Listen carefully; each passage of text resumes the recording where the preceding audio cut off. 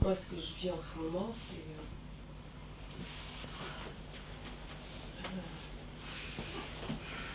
c'est comme s'il y avait une vigilance permanente à devoir avoir pour discriminer, pour toujours bien faire cette différence entre qui je suis vraiment et ne pas m'identifier. Une vigilance comme un contrôle. Une attention, un contrôle, une attention, me répéter, non mais t'es pas, voilà, t'es pas cette émotion, t'es pas cette pensée. Et ça t'épuise.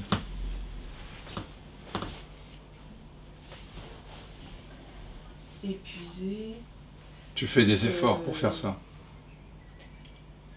Quand on parle, on dirait que... Oui, parce que oui, voilà. Oui, en ce moment, oui. Voilà. Oui, parce que voilà. je me sens bien emporté par Alors, cette identification, en fait.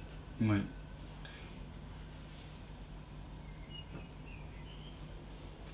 Alors, je vais vous montrer comment on fait l'investigation du soi. Donc, je me sens emporté, c'est ça? On va voir si c'est vrai. Et vous pourrez l'appliquer à vous-même, à tout ce que vous pourrez dire de vous-même. Le sentiment d'être emporté,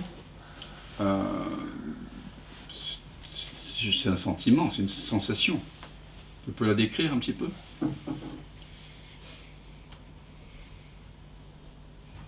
C'est des contractions, oui. de tensions corporelles. Oui. Elles sont localisées quelque part. Tiré. Tu te sens tiré. Tiré vers ses pensées, vers ses émotions. Qu'est-ce qui est dans le corps? Quels sont les endroits qui sont tirés? Je dirais que ça se passe plus à ce niveau-là. Plexus, voilà, cœur. Donc il y a des contractions. Ce sont des sensations. Ces sensations changent, n'est-ce pas? Elles ne sont pas tout le temps les mêmes. Il y a des émotions, des sensations, des sentiments. Et en même temps, il y a des pensées. Qui est je? Quel est ce je qui se sent, comment tu disais, emporté? Qu'est-ce qui connaît l'emportement? Parle-nous de ça. Parle-nous non pas des sensations, non pas des pensées, non pas de « en ce moment ». Parle-nous de « je » qui est conscient de tout ça. Parle-nous des qualités. Je sais bien que cette conscience, elle est silencieuse, mais parle-nous des qualités que tu peux attribuer, toi, en l'explorant maintenant. Je dirais accueil. Ouais. Tu le sens quand tu le dis? Ok. En fait, c'est toi qui donnes le satsang. Donc c'est important. Doublement important. Parle-nous de je. Tu as la responsabilité, comme quand Jésus parle, il dit en vérité, en vérité. En vérité, je vous le dis. C'est comme ça que je te demande de parler de toi, de cette conscience. En vérité, en vérité. Je sens quelque chose de grand. Oui. Est-ce que ce grand que tu sens est contenu quelque part? Ou est-ce que c'est cela qui contient? C'est cela qui contient. Ok. Sens ce que ça fait.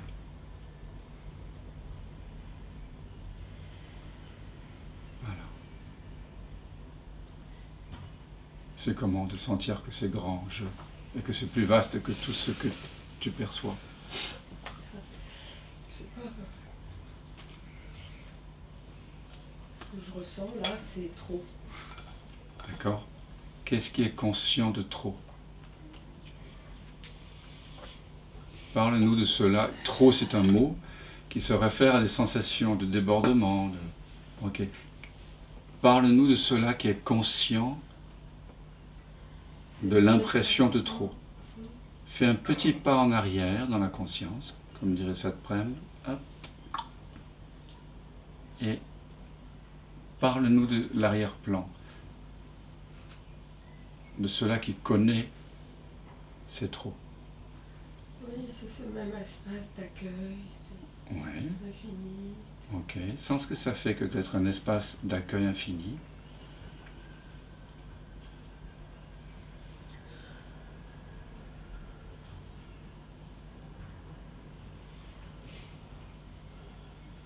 Est-ce que tu peux dire autre chose de cela qui est conscient de c'est trop et qui est aussi conscient de c'est un espace infini d'accueil? Qu'est-ce que tu pourrais nous dire? En vérité, qu'est-ce que tu peux nous dire?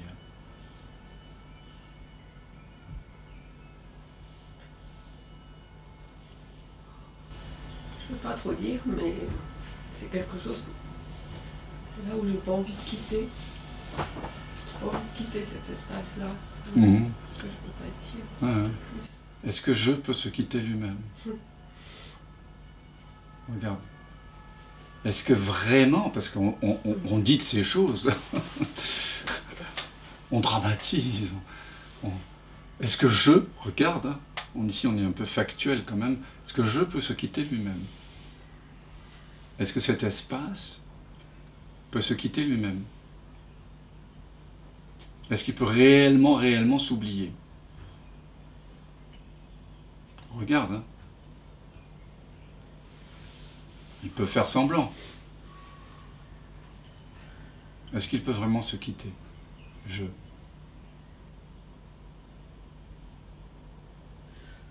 Si je suis honnête, je dirais oui, il s'oublie. Ah oui?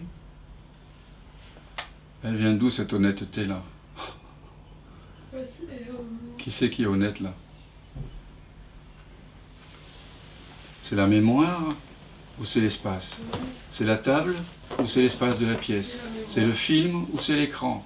C'est la vague qui parle ou c'est l'océan? C'est le reflet dans le miroir ou c'est le miroir qui parle? En vérité, reviens là en vérité, dans ta vérité la plus profonde. Parle de là, uniquement de là, tu donnes le satsang là. Qu'est-ce qui... Parle-nous de je. Tu vois? Est-ce que je peux se quitter lui-même, peut vraiment s'oublier? Explique-nous, s'il te plaît, comment il fait pour s'oublier. Comment est-ce que je fais pour s'oublier? Tu peux nous le montrer? Comment est-ce que je fais pour s'oublier? À part, regarde, en tendant l'élastique de l'attention. Il faut, pour que je s'oublie, il faut qu'il y ait une impression dans le corps de tension vers quelque chose d'autre que maintenant. Est-ce que tu sens cette tension? Ok. Et qu'est-ce qui est conscient de cette tension? Je. Parle-nous de je qui est conscient de la tension, s'il te plaît. En vérité, je vous le dis, je. Qu'est-ce que tu peux dire de je? Vous voyez, on revient à chaque fois dans l'investigation. Il y a des emportements, ok, et après, paf, on revient, on pose la question. Et ce n'est pas un questionnement intellectuel, hein. C'est un questionnement qui va dans le cœur, du cœur. Alors parle-nous de je, si tu veux bien. Vraiment. Avec ton cœur. Je. Qu'est-ce qui en toi se connaît soi-même et qui connaît aussi le c'est trop ou si je suis honnête, je s'oublie. Par quoi est-ce que c'est connu, ces locutions-là et ces sensations? Parle-nous de ce jeu-là qui connaît, qui est pure connaissance. Parle-nous de ce qui est avant la pensée, de ce qui est avant les définitions, de ce qui est sans forme, qui est avant les perceptions. Parle-nous de cela. ce par quoi tout est connu. Parle-nous de ce par quoi. En sanskrit, ce par quoi signifie kena.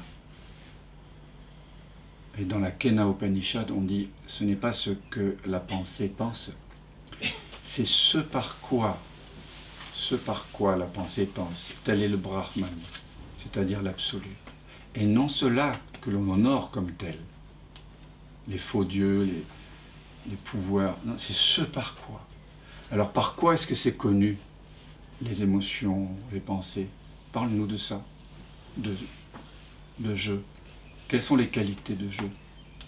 Dans ton expérience directe, à partir de vraiment de ce que tu vis là. Je dirais être. Oui. Donc être, ça veut dire c'est tout le temps là.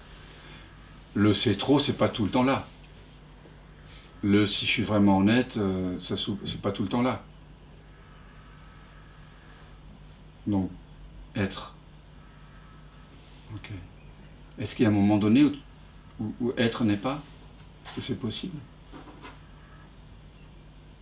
Ok. Tu peux nous parler un petit peu, dire quelques mots de plus? Je sais bien que être est silencieux, mais c'est par compassion pour tes amis qui sont là.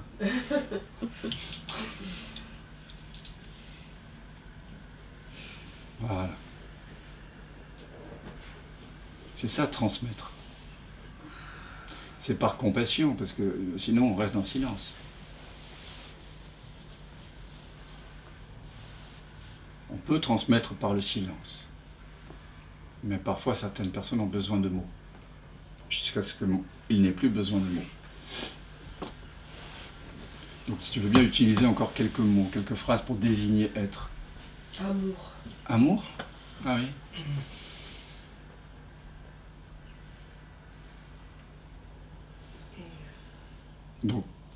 Donc c'est un amour inconditionnel. Accueil. Alors sans ce que ça fait que ce que tu es accueille inconditionnellement, c'est trop.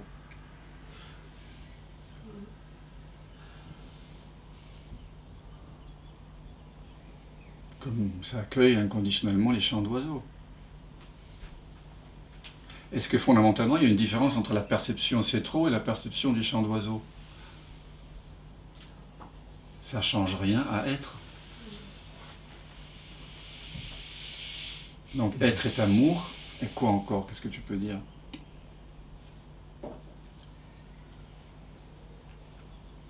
Plénitude. Il est plein ce vide, hein? Plein d'amour et plein de tout ce qu'il faut. Est-ce qu'il faut autre chose? Est-ce qu'il faut quelque chose de plus ou de moins? Est-ce que tout te va? Hein?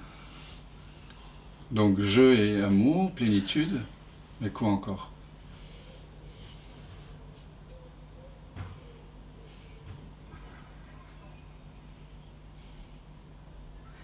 Oui. Oui. Oui, ça dit oui, hein. Ouais. Et est-ce que ce oui, il est là par intermittence ou est-ce qu'il est toujours là?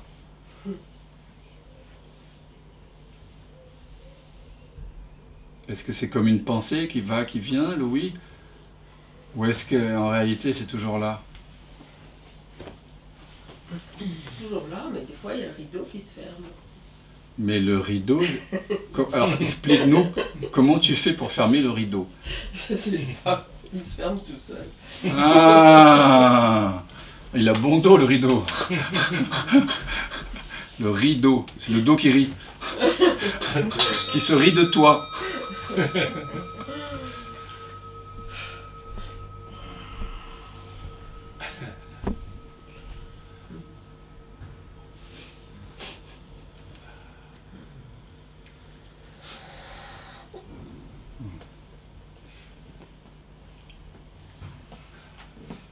Alors, est-ce que tu es cette plénitude, cet amour?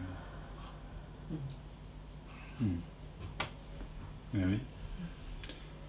Et tu peux le vérifier. Ce qui est extraordinaire, c'est que cette pratique d'investigation du soi on peut la faire à tout instant. Et on est invité à la faire, même quand tout va apparemment bien dans le monde. Parce que parfois ça ne va pas aller bien dans le monde. On le sait tous. Et quand ça va bien, on arrête d'investiguer. Eh bien moi je vous invite à continuer l'investigation, même quand vous êtes bien, parce qu'il y a quelque chose qui n'a rien à voir avec le bien ni le mal, qui n'a rien à voir avec la tristesse et la joie, qui est bien plus profond. Il y a un bonheur bien plus profond que celui qui vient d'un apparent confort. C'est le bonheur d'être et que l'être se reconnaisse lui-même. Vraiment. Et parfois, on sort d'un stage de 9 jours, et on sent ce bonheur d'être. Et petit à petit, on sent un confort. Et il y a un glissement qui se fait entre le bonheur qui vient de la vertigineuse verticale, là, hic et nunc, ici maintenant, on commence à attribuer le bonheur à une situation confortable. Et là, on est à nouveau pris dans la roue du samsara. Tu le vois ça? Ouais. Et c'est génial. Parce que quand la roue commence, du sable dans la roue, là, ça commence à grincer un peu dans le mécanisme, la souffrance nous rappelle.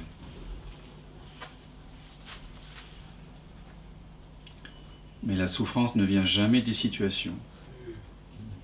Elle ne vient pas du fait que quelqu'un ne nous aime plus, ou dit ne plus nous aimer, ou qu'on a une perte financière, ou qu'on a une nouvelle à propos d'une maladie.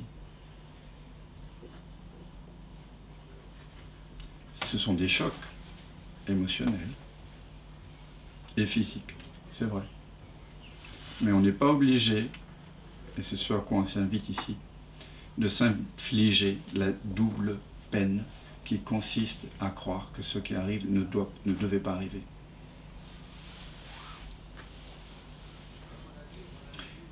On ne s'inflige pas la double peine de croire que je dispose d'un libre arbitre personnel et que c'est parce que j'ai fait les mauvais choix, etc. Non, on investigue la nature de jeu à chaque fois. À chaque fois.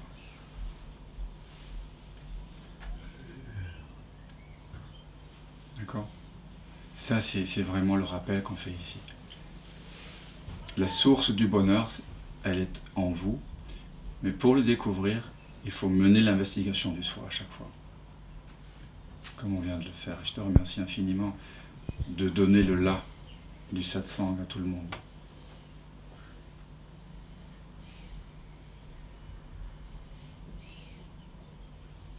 Parfois, il y a besoin que ce désir de libération soit plus fort que tous les désirs d'accomplissement dans le monde. Et en général, ce désir de libération devient plus fort quand j'ai ouvert toutes les portes de la salle de cinéma dans mon rêve qui est en feu et que je vois que derrière chaque porte il y a un mur. Ah, un mur, je veux m'échapper du feu. Voyez, et à un moment donné, toutes les portes sont des issues fermées. Il n'y a pas de porte dans le monde, en fait. Il n'y a pas de porte. Personne ne va nous sauver, rien. Donc, je recule dans le feu et je me laisse consumer. D'accord? Et ce que je ne suis pas s'efface et laisse la place à ce qui avait toujours été là. Merci à toi. On va prendre une pause. À moins que quelqu'un ait envie de dire quelque chose. Je vais juste dire, ouais. c'est que peut-être aussi, enfin, moi ça me l'a fait beaucoup, cette confusion que c'est pas un exercice mental et que c'est pas avec la mémoire qu'on se souvient. C'est vrai. C'est pas quelque chose dont on se rappelle comme un souvenir, quoi. C'est vrai. C'est la grande confusion quand on mène l'investigation du soi. Ouais. Et toute pratique spirituelle. Hein, c'est quand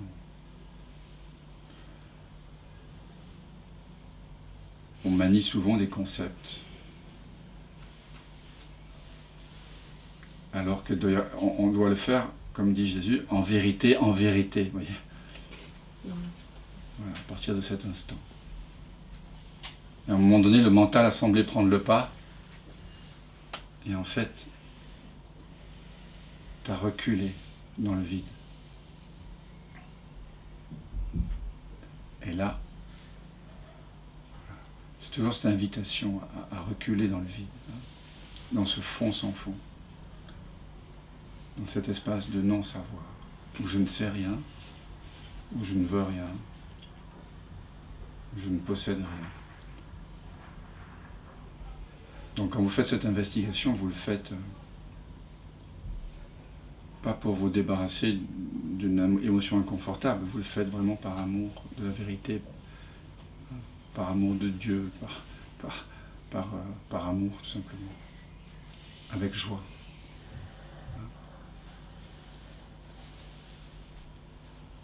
Mais parfois on dirait, et c'est ce qu'on disait ce matin quand on parlait ensemble, c'est qu'on dirait qu'il faut faire un effort. C'est bizarre, hein, parce que en fait l'élastique il est tendu. Un élastique tendu, et c'est parce qu'il est tendu qu'on ne peut pas réaliser notre vraie nature. Maintenant je te dis de te détendre. J'essaie de me détendre dans tous les sens là. C'est compliqué. Parce que quand on entend ce message, il faut te détendre, j'essaye. Je me débat, quoi, j'essaye, quoi. J'ouvre les portes de la salle de cinéma en feu. Et non, je recule. Je m'abandonne, c'est ça en fait. Je relâche la tension. C'est un relâchement en fait.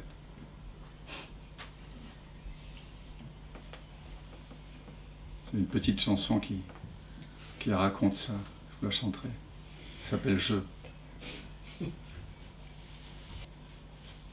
Je ne marche pas. Je ne vais pas au satsang. Je ne suis pas une femme, je ne suis pas un homme, je ne suis pas un humain. Je ne suis pas Dieu, je ne suis pas un animal, je ne suis ni ceci ni cela. Je ne suis pas assis sur une chaise.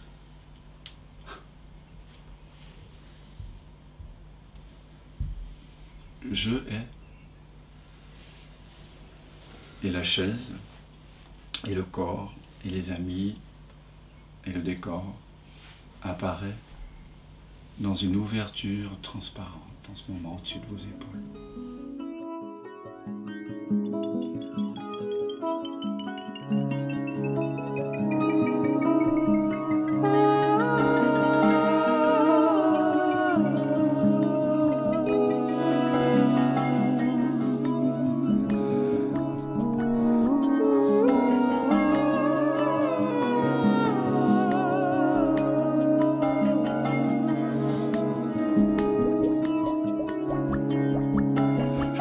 Kaléidoscope universel des possibilités. Tournez-moi d'un cran et découvrez une autre perspective. Matrice expérimentale de vos intimes convictions. Je suis le reflet fidèle en temps réel de vos intentions. Je suis l'alpha et l'oméga, à moi le don d'ubiquité. À vous le choix du canevas, à vous la vie délibérée. Je suis le courant qui pulse et prononce à chaque instant nos milliards de sentences de vie.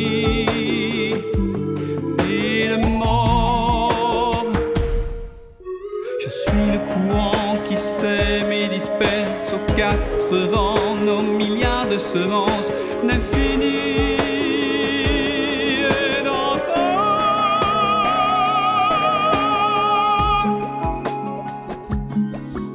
Je suis le courant subtil de vos danses silencieuses, le passeur infatigable de vos transes amoureuses. Je suis l'animateur discret du jeu des synchronicités.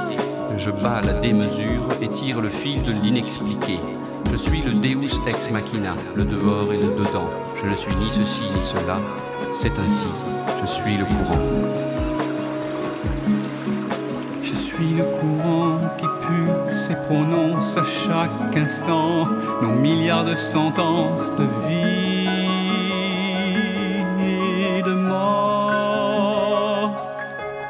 Je suis le courant qui sème et disperse aux quatre vents nos milliards de semences d'infini et d'encore. Je suis le courant qui unit le bourreau et la victime. Je tisse la trame infinie du primordial jusqu'à l'ultime. Je suis le courant qui brise et bouleverse vos certitudes pour faire émerger une nouvelle mémoire du vivant, mémoire cellulaire, iconoclaste plénitude du sans nom et sans limite. C'est ainsi, je suis le courant. Je suis le courant qui pulse et prononce à chaque instant nos milliards de sentences de vie